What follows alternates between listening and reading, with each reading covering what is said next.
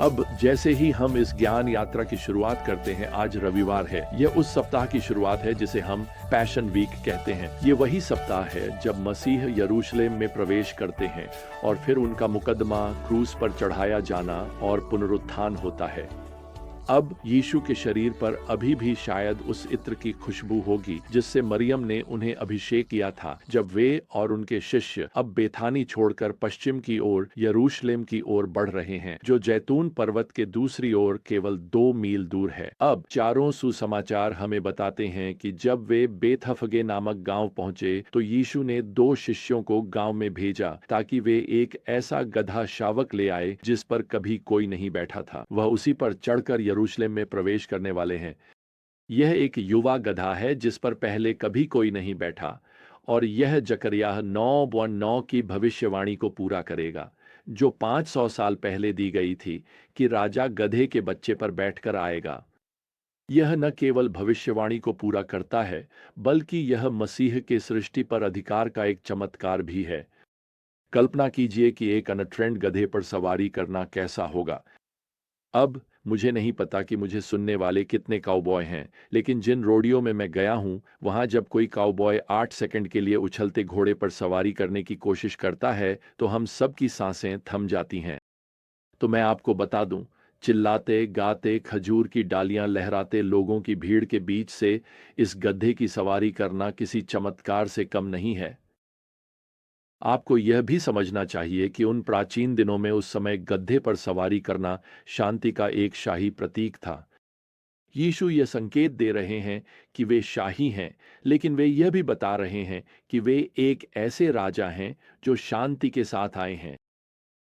अब यूहन्ना 12:12 में लिखा है, जो बड़ी भीड़ पर्व में आई थी उसने सुना कि यीशु यरूशलेम आ रहे हैं, तो वे खजूर की डालियां लेकर उनसे मिलने निकल पड़े। वैसे पहले शताब्दी के यहूदी इतिहासकार योसेफस ने अनुमान लगाया था कि फसह के दौरान यरूशलेम की जनसंख्या लगभग 30 लाख तक बढ़ जाती थी, और यूहन्ना हमें यहाँ बताते हैं कि एक बड़ी भीड़ है जो उनसे मिलने के लिए खजूर की डालियां लेकर आती है। अब यह एक ऐसी गतिविधि है जो शाही आगमन के सम्मान में की जाती है। मुझे प्रकाशित वाक्य की पुस्तक के 7वें अध्याय की याद आती है, जहां दुनिया भर के विश्वासियों को परमेश्वर के सिंहासन के सामने खड़े हुए दिखाया गया है। वे क्या कर रहे हैं? खजूर की डालियां लहराते हुए। एक दिन प्रियजनों, आप और मैं भी वहां होंगे, खजूर की डालियां लहराते हुए राजा यीशु का सम्मान करेंगे जब हम उसकी उपस्थिति का उत्सव मनाएंगे।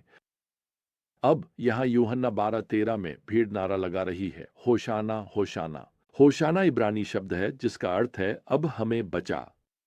तो यहूदी लोग उम्मीद कर रहे हैं कि यीशु नगर में प्रवेश करेंगे, रोम को उखाड़ फेंकेंगे और इस्राएल का राज्य पुनः स्थापित करेंगे। वे यहाँ एक क्रांति की योजना बना रहे हैं। यीशु एक पुनरुत्थान की योजना बना रहे हैं। वैसे यह भीड़ यहाँ अपना पसंदीदा भजन भी गा रही है, पद तेरा, धन्य है वह जो प्रभु के नाम से आता है। यह भजन 118 से एक पारंपरिक फसह का गीत था, लेकिन उन्होंने यहाँ एक पंक्ति और जोड़ दी है। ध्यान दें, वे गा रहे हैं, धन्य है वह जो प्रभु के नाम से आता है, यहाँ तक कि इस्राएल का राजा भी। हाँ, उन्होंने ये पंक्ति जोड़ दी है। देखिए, वे उन्हें राजा बनाने के लिए तैयार हैं। वे सोचते हैं कि अब राज्याभिषेक का समय आ गया है। यीशु जानते हैं कि कुछ ही दिनों में क्रूस पर चढ़ाए जाने का समय आ जाएगा। अब याद रखिए प्रियजनों, आज हमारे पास पूरी घटना का विवरण जानने का लाभ है, लेकिन यहाँ शिष्यों के साथ ऐसा नहीं है, और सच कहें तो वे गहरे भ्रमित हैं। केवल बाद में वे इन बातों को जोड़ पाएंगे और भविष्यवाणी के शब्दों और इन सभी प्रतीकों का अर्थ समझ पाएंगे। लेकिन फिलहाल हम पद 16 में पढ़ते हैं, उसके शिष्यों ने ये बातें पहले नहीं समझीं, परंतु जब यीशु की महिमा प्रकट हुई तब उन्हें याद आया कि ये बातें उसके विषय में लिखी गई थीं और उसके साथ ऐसा ही हुआ था। वह भीड़ जो उसके साथ थी जब उसने लाजर को कब्र से बाहर बुलाया और उसे मरे हुओं में से जिलाया, वे लगातार गवाही देते रहे। भीड़ उसके मिलने के लिए इसलिए गई थी क्योंकि उन्होंने सुना था कि उसने यह चिन्ह किया है। तो यहाँ खबर चारों ओर फैल चुकी है। यीशु की सामर्थ्य के बारे में कोई भी शेष संदेह प्रियजनों, लाजर को मरे हुओं में से जिलाने के द्वारा समाप्त हो गया है। उस चमत्कार ने निर्विवाद रूप से यह प्रकट कर दिया कि यीशु वास्तव में मसीह है, इस्राएल का राजा है। अब यहूदी नेताओं का क्या? जैसा कि हम पहले ही देख चुके हैं, यूहन्ना 11:33 हमें बताता है कि वे यीशु को मार डालने की योजना बना रहे हैं। और फिर हम अध्याय 12 के पद 10 में पढ़ते हैं कि प्रधान याजकों ने लाजर को भी मार डालने की योजना बनाई, क्योंकि उसके कारण बहुत से यहूदी यीशु पर विश्वास कर रहे थे। तो वे इन दोनों व्यक्तियों को मारने की कोशिश करेंगे। ये धार्मिक नेता यहाँ मजबूर हैं कि वे एक तरफ खड़े रहें, जबकि सचमुच हजारों लोग यीशु की स्तुति कर रहे हैं और उन्हें अपना लंबे समय से प्रतीक्षित मसीहा घोषित कर रहे हैं। और धार्मिक नेता, वे बस एक दूसरे को देख सकते हैं। वास्तव में निराशा में वे एक दूसरे से यहाँ पद 19 में कहते हैं, देखो, सारी दुनिया उसके पीछे हो गई है। देखिए, वे उसे मारना चाहते हैं, लेकिन वे जानते हैं कि लोग उसे राजा बनाने के लिए तैयार हैं। मेरे लिए यह विडंबना है कि इसी रविवार को मंदिर में याजकों के लिए भजन संहिता 24 पढ़ना पारंपरिक था। तो जब बाहर लोग यीशु के लिए होशाना गा रहे हैं, तो सोचिए उसी समय याजक अंदर भजन संहिता 24 पढ़ रहे हैं। और भजन संहिता 24 का 7वां पद कहता है, हे द्वारों, अपने सिर उठाओ, और हे प्राचीन द्वारों, ऊंचे हो जाओ, ताकि महिमा का राजा प्रवेश कर सके। यह महिमा का राजा कौन है? यहोवा, जो सामर्थी और पराक्रमी है। यह कोई संयोग नहीं था। वास्तव में यहाँ एक क्षण के लिए यह संसार यीशु कौन है, इस सच्चाई से अभिभूत हो जाता है। और जबकि अविश्वासी संसार मसीह की सच्चाई को चुप कराना चाहता था, ऐसा लगता है कि पूरा यरूशलेम परमेश्वर के पुत्र की महिमा और स्तुति करने वाले लोगों से जीवित हो उठा था। मुझे याद है, कई साल पहले मैंने हमारे एक पूर्व संयुक्त राज्य अमेरिका के राष्ट्रपति के अंतिम संस्कार समारोह को देखा था। पूरा समारोह टेलीविजन और रेडियो पर प्रसारित किया गया था और सचमुच लाखों लोगों ने इसे देखा। यह प्राइम टाइम था और आमतौर पर यही वह समय होता है जब मीडिया मसीही विश्वास को कमतर आंकता है और उसका अपमान करता है।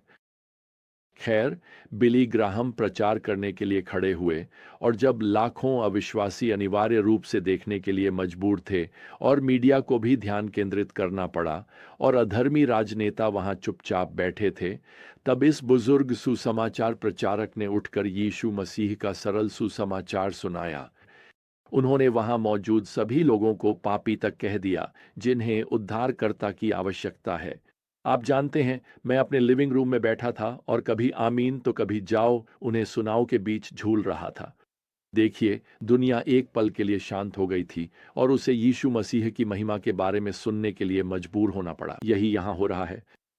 मत्ती के वर्णन में अध्याय 21 की आयत 14 में हमें बताया गया है कि यीशु फिर मंदिर में प्रवेश करते हैं। वह अंधों और लंगड़ों को चंगा करते हैं। लूका अध्याय 19 की आयत 29 में लिखा है कि आप जानते हैं, फरीसी इस सार्वजनिक प्रशंसा और उत्साह का विरोध करने में काफी दयनीय थे और यीशु से कह रहे थे, आपको अपने शिष्यों को डांटना चाहिए। यीशु उन्हें आयत 40 में उत्तर देते हैं, देखो, अगर ये लोग चुप हो जाएं, तो जमीन पर पड़े पत्थर भी प्रशंसा में चिल्ला उठेंगे। तो यरूशलेम में इस पहले दिन के बाद, और वह कितना अद्भुत दिन था। मत्ती 21 की आयत 17 में लिखा है, और उन्हें छोड़कर वह नगर से बाहर बेथानी गया और वहीं ठहरा। अब लूका अध्याय 19 की आयत 41 से 44 में बताया गया है कि यीशु जब यरूशलेम नगर को देखते हैं तो वे भावुक होकर रो पड़ते हैं। उन्हें पता है कि वे अंततः उन्हें अस्वीकार करने वाले हैं। यह उनकी विनाश और तबाही की ओर ले जाएगा कुछ वर्षों बाद। प्रियजनों, इसे अच्छे से याद रखिए, यीशु मसीह का विरोध करना एक निराशाजनक कार्य है। आप परमेश्वर की संप्रभु योजना को रोक नहीं सकते। परमेश्वर अपने हाथ नहीं मरोड़ रहे हैं कि वॉशिंगटन या संसद या जहां भी आप रहते हैं वहां से कोई नया फैसला आया है। वह किसी नई बुरी योजना के आगे बढ़ने से घबराए हुए नहीं हैं। परमेश्वर ने कभी भी त्रिएकता की आपातकालीन बैठक नहीं बुलाई है। हर पीढ़ी में ऐसे लोग होंगे जो अपना पूरा जीवन मसीह का विरोध करने, मसीह को अस्वीकार करने, मसीह का उपहास करने में बिता देंगे। आज वे लोग कॉलेज परिसरों में, समाचार एंकर डेस्क के पीछे, टेलीविजन कार्यक्रमों में, प्रमुख प्रकाशन संस्थानों में और उदारवादी उपदेश मंचों पर पाए जाते हैं। लेकिन वे जो कुछ भी नष्ट करेंगे वह केवल उनका अपना जीवन होगा। आप जानते हैं, मैं अक्सर नास्तिक दार्शनिक वोल्टेयर के बारे में सोचता हूं, जिसने ईसाई धर्म के अंत की भविष्यवाणी की थी। उसने लगातार बाइबल और सुसमाचार पर हमला किया। खैर, परमेश्वर की योजनाओं की विडंबना देखिए। वोल्टेयर की मृत्यु के बाद उसका घर जिनेवा बाइबल सोसाइटी ने खरीद लिया, जिसने उस क्षेत्र में बाइबल का वितरण किया। तो मैं आपको बताना चाहता हूं, धार्मिक नेताओं को यहां सफेद झंडा लहराकर अपने मसीहा के सामने समर्पण कर देना चाहिए था। दुर्भाग्यवश उन्होंने ऐसा नहीं किया। इसीलिए परमेश्वर की योजना के अनुसार अब मसीह का क्रूस एक दिन और करीब आ गया है। तो जब तक हम इन आगामी घटनाओं की ओर आगे नहीं बढ़ते, प्रियजनों, प्रभु यीशु मसीह का अनुग्रह, परमेश्वर का प्रेम और पवित्र आत्मा की संगति आप सभी के साथ बनी रहे। आमीन।